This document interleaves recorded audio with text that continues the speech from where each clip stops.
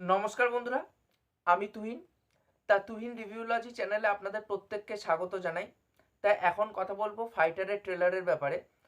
ফাইটারের ট্রেলারটি just কিছুক্ষণ আগেই ইউটিউবে ড্রপ করা হয়েছে। কেমন কি লাগলো এই ট্রেলারটি? দেখুন, আমি একটা কথা বলতে চাই, এই ট্রেলারের মানে 3 মিনিট বা 9 সেকেন্ডের এই ট্রেলারটি, এই ট্রেলারের মধ্যে কিন্তু পুরো গল্পটা বলে দেওয়া হয়েছে, যে গল্পটা কোথায় কিরকম কিভাবে এগাতে চলেছে সেটা কিন্তু গল্পের পুরো এই ট্রেলারটা দেখলে বোঝা যায়, কোথায় কোন সিনটা কিভাবে আসতে চলেছে সেটা কিন্তু একটা ধারণা কিন্তু এই ট্রেলারের মধ্যে দিয়ে দেওয়া হয়েছে। রেদার যদি এই ট্রেলারটিকে কম্প্রেস করা হতো আরেকটু, তাহলে আরেকটু কিন্তু বেশি ভালো হতো। আমি যেইটুকুনি গল্প বুঝেছি সেইটুকুনি যদি আপনাদের সাথে শেয়ার করি। এখানটায় দেখানো হচ্ছে দীপিকা এবং ঋত্বিক রোশন এবং তাদের টিম এক জায়গায়। অনিল কাপুর বলছে ট্রেলারের মধ্যে যে মানে যখন তোমরা যুদ্ধে যাবে তখন কিন্তু অন্য কিছু কাজে আসুক না আসুক, কিন্তু তোমাদের বন্ডিংটা কিন্তু কাজে আসবে। তাই নিজেদের মধ্যে বন্ডিংটা তুমি ভালো করে করে নাও। তাদের তখন বন্ডিংটা দেখানো হচ্ছে। এরপরে দেখানো হচ্ছে যে পুলওয়ামা একটা একটা পুলওয়ামা অ্যাটাক হচ্ছে এবং ইন্ডিয়ার তরফ থেকে একটা যুদ্ধের এলান করা হচ্ছে পাকিস্তানের তরফ থেকে, যেহেতু পাকিস্তান পুলওয়ামা অ্যাটাকটা করছে।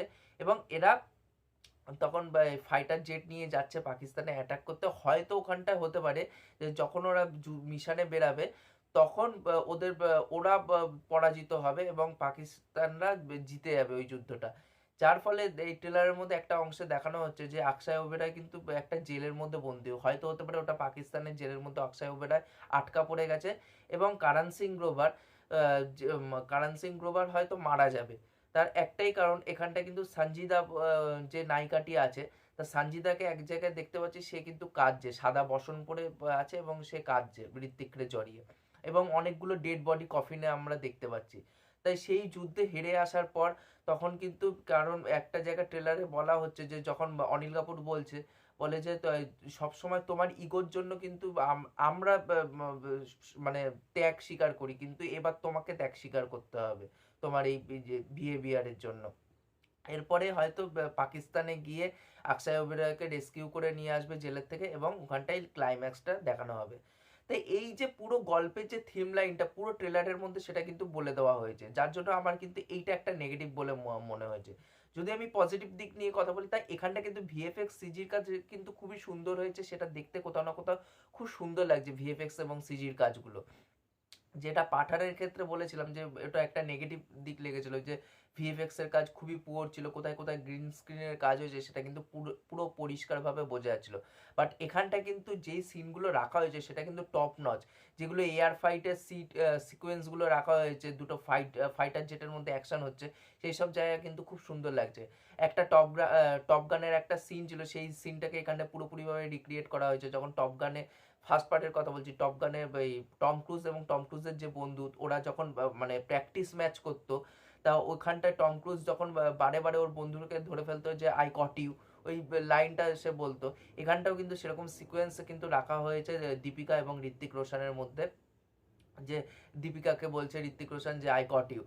এই যে এই সিকোয়েন্সটা কিন্তু টপ গানের ওই সিকোয়েন্সটা থেকে রেফারেন্স নিয়ে এই সিনটা করা হয়েছে, সেটা কিন্তু এখানটাও কিন্তু খুব সুন্দর লাগছে।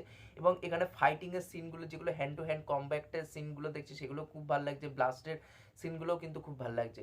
এখানটায় দীপিকা এবং ঋত্বিক রোশন দুজনকেই কিন্তু ভালো লাগছে। এবং একদম ট্রেলারের মাঝামাঝি দিকে এসে যখন ওই মনোলগটা বলবে, একটা ডায়লগ বলবে ঋত্বিক রোশন, সেই ডায়লগটা কিন্তু খুবই ইম্প্যাক্টফুল। সেই ডায়লগটা আমার কিন্তু কোথাও না কোথাও গিয়ে খুব ভালো লেগেছে। এবং এখানটায় কিন্তু আমি একটুখানি বলবো যে এই ট্রেলারটা এত বড় হয়েছে, যদি এদের বন্ডিংটা, যে এই বন্ধুদের গ্রুপের বন্ডিংটা একটু যদি আরেকটু স্ট্যাবলিশ করতে ট্রেলারের মধ্যে, তাহলে আরেকটু ভালো লাগতো। ওভারঅল কিন্তু ট্রেলারটা আমার খুবই ভালো লেগেছে এবং ইম্প্যাক্টফুল একটা ট্রেলার লেগেছে আমার এই পুরো ট্রেলারটা জুড়ে। আমার এটা কিন্তু জানুয়ারি মানে প্রজাতন্ত্র দিবসের উইকেন্ডে এই সিনেমাটি রিলিজ করছে। এবার দেখার বাদ বাকি কী হয় এই সিনেমাটি। আমার এই সিনেমাটাকে নিয়ে কিন্তু খুবই আশা আছে, বাদ বাকি দেখা যাবে। এই ছিল আজকের ভিডিওটি ভালো লাগলে অবশ্যই লাইক করুন, শেয়ার করুন, সাবস্ক্রাইব করুন এবং বেল আইকনটা টিপে অল করে দিন, তাহলে সব নোটিফিকেশন আপনারা পেয়ে যাবেন। আর আপনারা যদি আমার চ্যানেলে নতুন হন, তাহলে অবশ্যই আমার চ্যানেলটি সাবস্ক্রাইব করে দিয়ে যাবেন, তাহলে মোটিভেশন পাবো আগে নতুন নতুন ভিডিও বানানোর জন্য। এখনকারের মতো টাটা, বাই বাই।